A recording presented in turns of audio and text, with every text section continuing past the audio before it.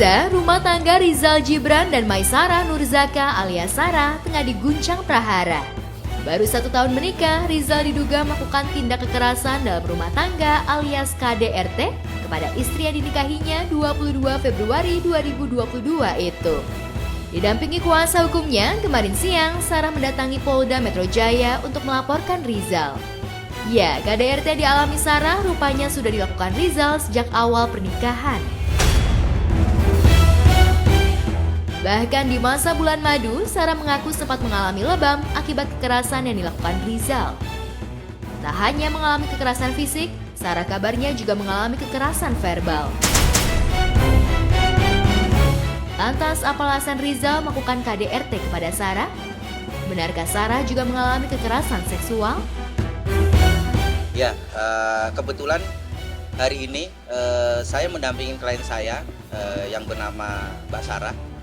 Jadi pada hari ini, hari Senin, tanggal 13 Februari 2023, telah resmi klien kami telah melaporkan suaminya yang berinisial RJ atas dugaan tindak pidana kekerasan dalam rumah tangga dan atau kekerasan seksual. Dan alhamdulillah laporannya telah diterima di SPKT Kantor Kepolisian Polda Metro Jaya. Jadi ada beberapa pasal yang kami laporkan kepada si terlapor. Jadi ini kami menduga bahwa terlapor telah melakukan tindak pidana kekerasan dalam rumah tangga dan atau kekerasan seksual sebagaimana yang dimaksud dalam pasal 5 huruf A junto pasal 44 ayat 1 dan atau pasal 8 huruf A junto pasal 46 Undang-Undang Nomor 23 tahun 2014 tentang penghapusan kekerasan dalam rumah tangga atau PKDRT.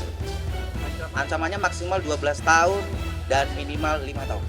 Kalau mengenai KDRT-nya sudah sering dari awal pernikahan sudah mulai cekcok.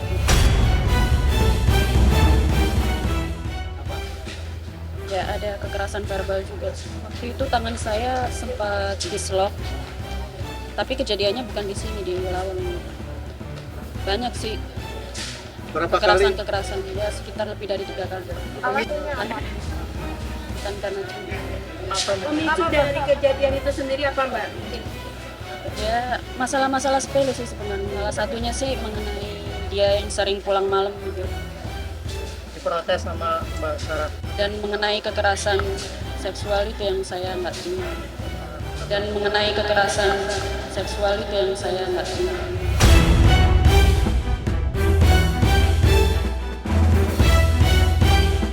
Sudah sering mendapat kekerasan dalam rumah tangga, namun Sarah rupanya masih enggan melaporkan Rizal ke polisi.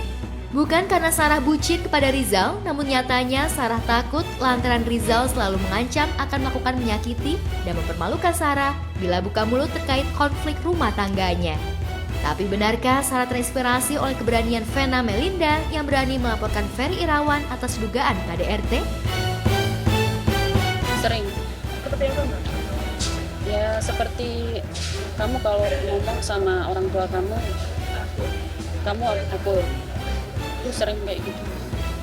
Jadi ya saya ada ketakutan gitu buat ngomong sama orang tua saya sendiri aja saya takut.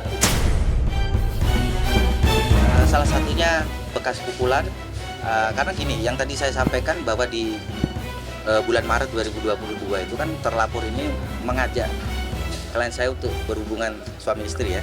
Yang namanya istri sebenarnya mau-mau saja, namanya itu kewajibannya dia kan sebagai istri. Cuman yang menjadi keberatan klien saya ini bahwa terlapor melakukan hubungan suami istri itu menyimpang gitu loh, nggak sewajarnya gitu. Dan itulah yang menjadi keberatan klien saya. Akhirnya klien saya menolak. Karena klien saya menolak, akhirnya terlapor ini melakukan kekerasan fisik, lisan juga gitu. Akhirnya klien saya mengalami luka-luka. Dan sebenarnya sih kami mau menceritakan terkait permasalahan secara konkret kan, karena ini kan permasalahannya kan sangat sensitif ya. Mungkin kami pun juga nggak enak apabila didengarkan sama masyarakat secara luas ya gitu. Ya namanya penyimpangan seks ya mungkin teman-teman tahulah seperti apa kan gitu, nggak sewajarnya. Ada buktinya yaitu rekam medis dari rumah sakit dan foto-foto lebam, luka-luka yang ada di bagian tangan juga kaki klien saya.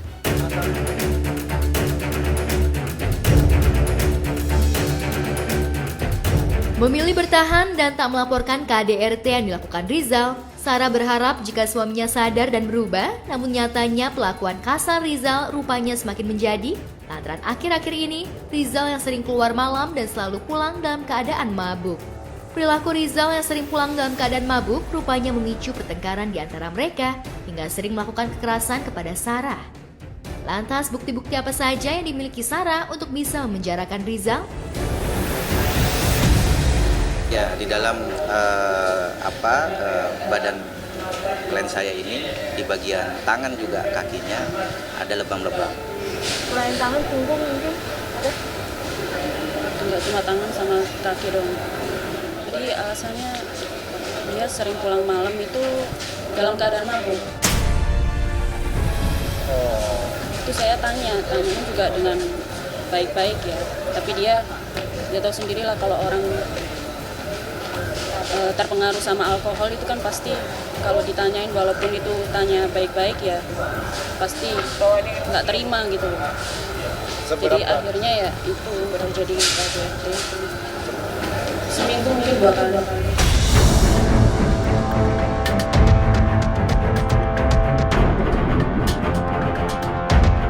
Selain sering pulang malam dalam keadaan mabuk, perilaku Rizal yang mengusir dirinya dan ibunya secara kasar membuat Sarah akhirnya memilih melaporkan KDRT yang dilakukan Rizal ke polisi. Sakit hati Sarah kian menjadi lantaran pada bulan November tahun lalu, Rizal rupanya diam-diam sudah mendaftarkan gugatan cerai kepada Sarah di Pengadilan Agama Cikarang, Jawa Barat.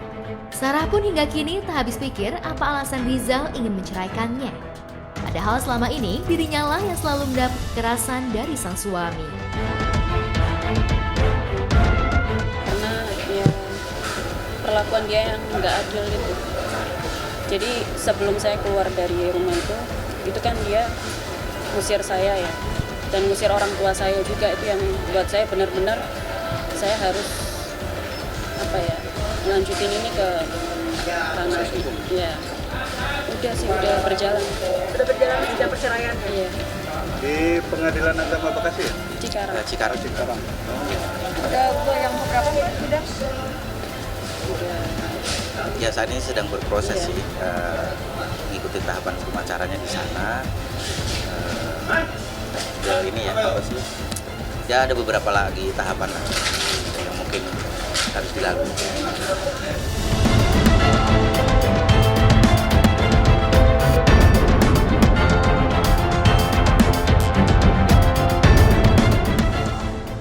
Ya, kisah percintaan Sarah dan Rizal memang terbilang singkat. Bagaimana tidak, Rizal mengenal Sarah melalui ta'aruf. Rizal mengenal Sarah dari adik kelasnya. Saat melihat foto Sarah pertama kali, Rizal rupanya sudah jatuh hati dan akhirnya berkenalan lewat jalur ta'aruf. Meski terpaut usia 15 tahun, rupanya tak menjadi halangan bagi keduanya untuk menautkan cinta mereka ke jenjang pernikahan. Sarah seolah begitu tulus menerima Rizal yang sempat mendekam di balik jeruji besi akibat terjerat kasus narkoba. Meski di awal-awal pernikahan keduanya tampak terlihat harmonis, namun siapa sangka di awal tahun 2023, tabiat buruk Rizal yang sering melakukan KDRT akhirnya dibongkar sang istri. Lantas benarkah Sarah menyesal menikah dengan Rizal? ya trauma. Ya takut aja kalau mau ketemu lagi. Tapi Bisa bulan Desember. apa komunikasinya Pak? Via WA. Iya apa? Dia via WA. Isinya apa? Ya cuma tanya kabar aja. Sama telepon cuma saya nggak angkat saya karena trauma gitu. Takut tambah. Karena kan proses perceraiannya kan di Cikarang gitu. Jadi ya masih tinggal di rumah tante. Masih di Jakarta. Kalau dari pihak keluarga sih ya pasti kecewa ya. Nggak terima juga gitu. Karena apa ya? Pas ta'aruf sama setelah menikah itu benar-benar bertolak belakang gitu. Jadi kaget gitu keluarga, sama saya juga kaget gitu, nggak nyangka juga gitu.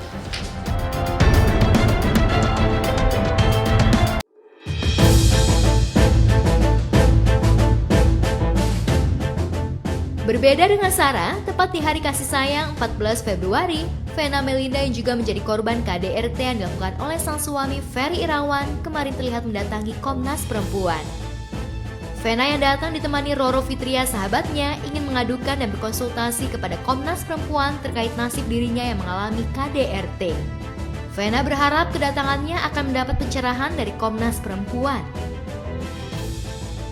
Jadi hari ini aku sama Roro ingin membuat satu pengaduan sekaligus juga konsultasi dengan Komnas Perempuan. Jadi dalam hal ini aku sama Roro ingin menyampaikan beberapa hal tentang kasus KDRT aku. Ya mudah-mudahan insya Allah dengan kedatangan aku di Komnas Perempuan yang mana aku yakin ya bahwa nanti kehadiran aku akan mendapatkan pencerahan, akan mendapatkan satu pandangan-pandangan, karena apa yang aku rasakan itu ya jujur ya banyak hal yang aku nggak akan bisa berjuang sendiri. Ya sudah pada tahu, mungkin teman-teman wartawan yang lebih tahu lah. Saya kan di sini cuma hanya apa ya nggak gampang lah menjadi korban KDRT untuk bisa memperjuangkan haknya. Tapi yang saya pahami dengan sebulan peristiwa ini adalah Bismillahirrahmanirrahim, saya berada pada posisi korban. Saya di sini tahu di negara hukum. Ya insya Allah saya harus memperjuangkan hak hukum saya. Keadilan buat saya ya hanya saya sendiri yang paling tahu. Tentunya dengan tuntunan Allah. Makanya semua saya bikin balance. Insya Allah dengan peristiwa ini saya akan juga sama Roro ya bisa menjadi perempuan yang jauh lebih belajar tentang bagaimana kita memilih pasangan salah satunya. Ya, kedatangan Vena selain ingin mengadukan nasibnya, ibu 3 anak ini rupanya juga ingin meminta pelindungan kepada Komnas Perempuan. Apalagi sebagai korban KDRT, Vena membutuhkan pelindungan lantaran dirinya merasa terancam dan mengalami trauma. Vena pun berharap jika korban-korban KDRT lainnya nantinya dapat menerima keadilan. Memang proses hukum sedang berjalan, apalagi insya Allah kalau Allah mengizinkan ya mungkin P21 dalam minggu ini, alhamdulillah artinya kan ini maju terus ke depan. Itu yang saya bilang tadi bahwa saya butuh support moral. Bahwa di sini Komnas Perempuan mengapresiasi saya berani speak up. Itu sebagai satu indikator juga. Nah kalau kita nggak berani speak up dengan segala konsekuensi seperti yang saya bilang. Karena urutannya biasanya korban KDRT pasti mengalami yang namanya playing victim. Nah itu pertanyaannya, nggak semua perempuan berani mengambil resiko akan di playing victim. Dan saya sudah sekarang menjalani dan mengalami proses itu. Ya alhamdulillah Komnas Perempuan menyatakan dukungan penuh, menyatakan soliditasnya untuk kasus KDRT saya dan juga semualah kasus KDRT semua perempuan Indonesia yang berani melaporkan, berani speak up. Kasus KDRT itu seperti gunung es, gak banyak perempuan yang berani speak up. Itu makanya kenapa saya butuh ke Komnas Perempuan, butuh dukungan moral lah terutama. Karena ya kalau kita sebagai korban, kita healing diri sendiri aja perlu proses waktu, berjibaku dengan bagaimana kita bisa mengembalikan kepercayaan diri kita sebelum kita kena KDRT ya. Belum nanti playing victimnya itu. Ya teman-teman wartawan tahu lah ya. Apa yang terjadi sama saya sudah di playing victim. Tapi saya kan nggak bisa untuk selalu kayak debat kusir gitu. Saya memilih jalur-jalur yang sesuai. Ke Komnas Perempuan sebagai bentuk saya meminta pencerahan. Ya insya Allah saya lebih siap lagi melangkah untuk ke peradilan. Pasti alhamdulillah, karena semua yang namanya diskusi, pencerahan, semua yang namanya brainstorming itu pasti ada positif result. Jadi kalau kita perempuan itu pasti kita butuh, kan mereka ahlinya ya, kayak tadi ada psikolog, ada Mbak Ami sebagai memang dia lawyer juga. Kan komisioner itu latar belakangnya berbeda-beda. Jadi buat kita ini baik banget ya hari ini pencerahan. Ini juga mengutarakan pengalaman pernikahan yang amat sangat buruk, di mana Nyai telah dilakukan juga sebagai Nyai korban KDRT, verbal dan non-verbal, perselingkuhan, dan Nyai juga sharing kepada ibu-ibu komisioner yang terhormat tadi di Komnas Perempuan bahwa saat ini Nyai mensomasi untuk memperjuangkan keadilan Baby Sultan gitu. Jadi alhamdulillah ibu-ibu komisioner juga sangat support ya kepada Nyai dan juga kepada Mbak Vena, dan concern sekali karena Komnas Perempuan juga melindungi hak-hak anak-anaknya. Ya, jadinya sangat berterima kasih kepada komisioner-komisioner yang telah menerima kami berdua, dan harapannya tetap terus mengawal kasus Mbak Vena khususnya, dan juga mengawalnya juga untuk bisa melangkah ke depan menjadi pribadi yang lebih baik, dan khususnya memperjuangkan keadilan Baby Sultan yang saat ini sedang diperjuangkan melalui somasinya.